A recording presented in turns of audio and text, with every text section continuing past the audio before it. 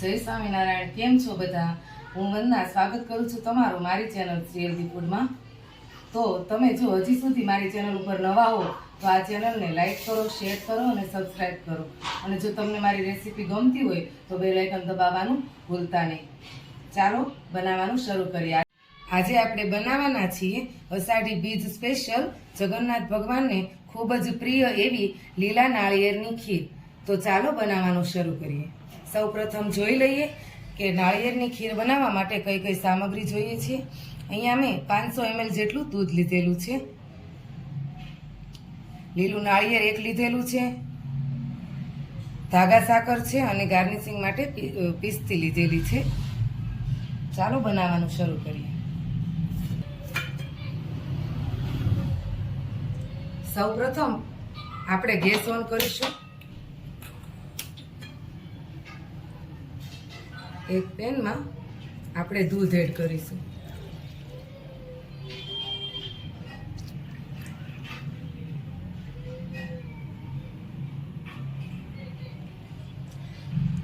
આ દૂધને આપણે 2 ઉફાણા આવે ત્યાં સુધી ઉકળવા દેવાનું છે અને પછી જ આપણે એમાં લીલું ટોપરું અને સાકર ઉમેરવાની છે. તો ચાલો આપણું દૂધ ઉકળે ત્યાં સુધીમાં આપણે ટોપરાને છીણી લઈએ. સૌ પ્રથમ અહીંયા ટોપરાની છાલ ઉતારવાની છે.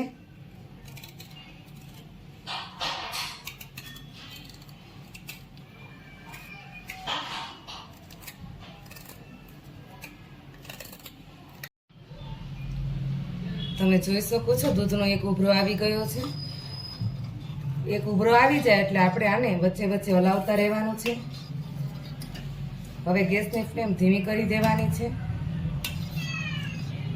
અને ધીમી ફ્લેમ ઉપર જ હજી પણ એક ઉભરો આવવા દેવાનો છે.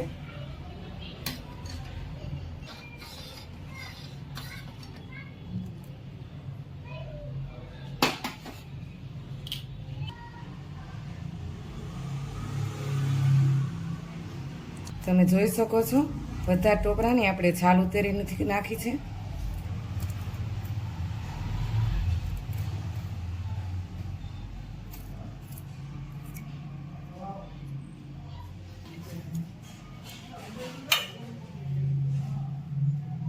આવી જ રીતે આપણે બધા ટોપરાની છાલ ઉતારી નાખી છે. હવે આને ઝીણું ઝીણું ખમણી લેવાનું છે. હવે આપણે ટોપરાને ખમણી લેવાનું છે.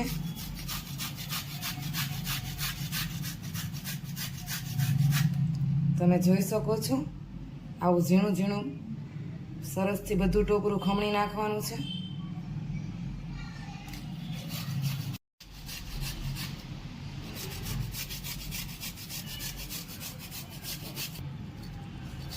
આવી જ રીતે આપણે બધા ટોપરાનું છીણ કરી નાખવાનું છે. છીણ એકદમ પતલું જ કરવાનું છે જેથી આપણે ખીર સાથે ટોપરું એકરસ થઈ જાય.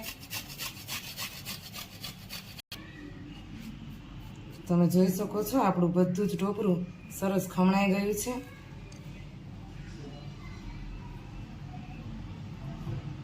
આવું પતલું પતલું જ ખમણવાનું છે.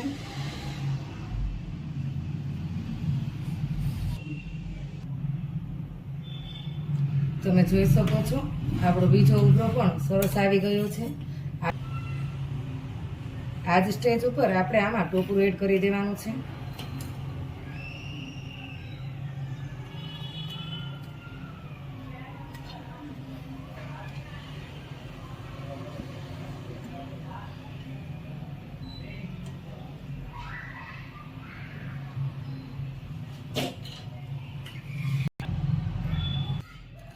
આ લીલા નાળિયેરની ખીર જગન્નાથ ભગવાનને ખૂબ જ પ્રિય છે, જેથી એનો પ્રસાદ અષાઢી બીજના દિવસે જગન્નાથ ભગવાનને ભોગ લગાવવામાં આવે છે.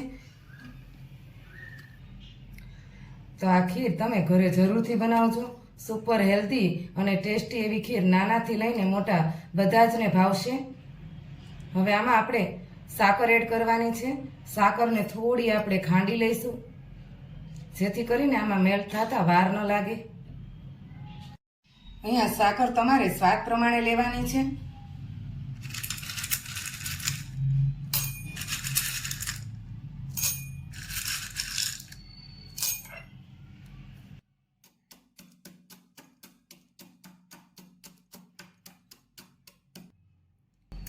તમે જોઈ શકો છો આપણી સાકર સરસ ખંડાઈ ગઈ છે। હવે આપણે સાકર એડ કરી દઈશું।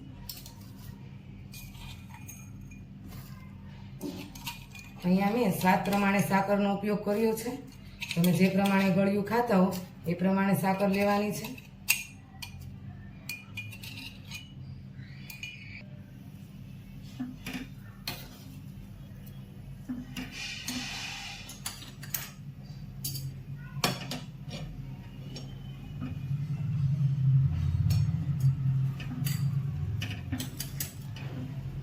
હવે આ ખીરને હલાવ્યા જ કરવાની છે જ્યાં સુધી આપણે જેવું ખીરનું ટેક્સચર જોતું છે એવું આવી ન જાય।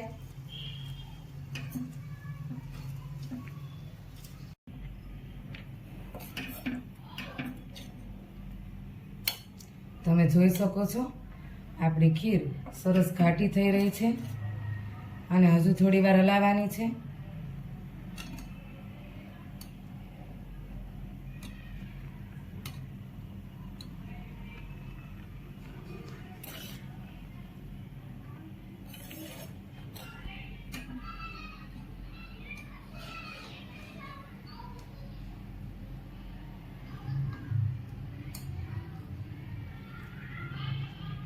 તો હવે આપણે લીલા નાળિયેરની ખીરમાં જે સિક્રેટ સામગ્રી નાખવાની વાત કરતા હતા એ સામગ્રી છે લીંબુ।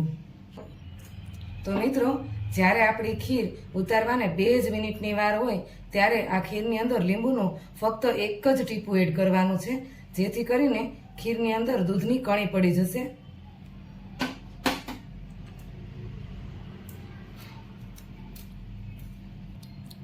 તમે જોઈ શકો છો આપણે અહીંયા લીંબુનું ફક્ત 1 જ ટીપું ઉમેરવાનું છે।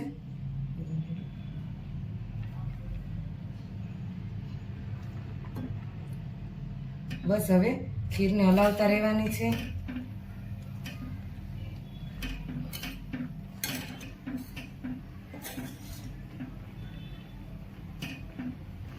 લીંબુ નાખ્યા પછી આપણે ખીરને 2 થી 3 મિનિટ સુધી જ ગેસ ઉપર રાખવાની છે। લીંબુ નાખવાથી દૂધ ફાટતું નથી પણ આમાં થોડી થોડી કણી પડી જાય છે એટલે આપણે આમાં 1 જ ટીપું લીંબુનું નાખવાનું છે।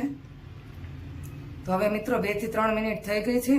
ગેસની ફ્લેમ બંધ કરી દઈએ અને આપણી સુપર હેલ્ધી એવી ખીરને નીચે ઉતારી લઈએ।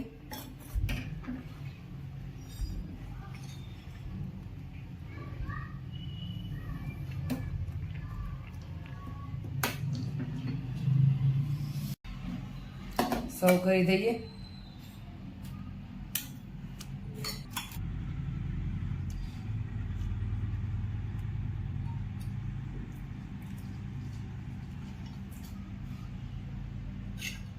હવે આપણે પિસ્તાથી ગાર્નિશિંગ કરી દઈએ।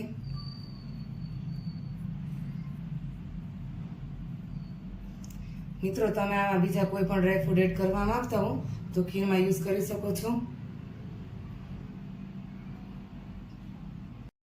તો મિત્રો તૈયાર છે આપણી અષાઢી બીજ સ્પેશિયલ જગન્નાથ ભગવાનને ખૂબ જ પ્રિય એવી લીલા નાળિયેરની ખીર। જો તમને મારી રેસીપી ગમી હોય અને જો હજી તમે આ ચેનલ ઉપર નવા હો તો મારી ચેનલ શ્રી હેલ્ધી ફૂડને લાઈક કરો, શેર કરો અને સબસ્ક્રાઈબ કરો અને હા બેલ આઇકન દબાવવાનું ભૂલતા નહીં જેથી કરીને તમને મારા દરેક વિડીયોની નોટિફિકેશન મળતી રહે। અને કોમેન્ટ જરૂરથી કરજો કે તમને આ ખીર કેવી લાગી અને જગન્નાથ ભગવાનને આ ભોગ ધરાવજો। ફરી મળીએ નવા વિડીયો નવી રેસીપી સાથે। જય સ્વામિનારાયણ।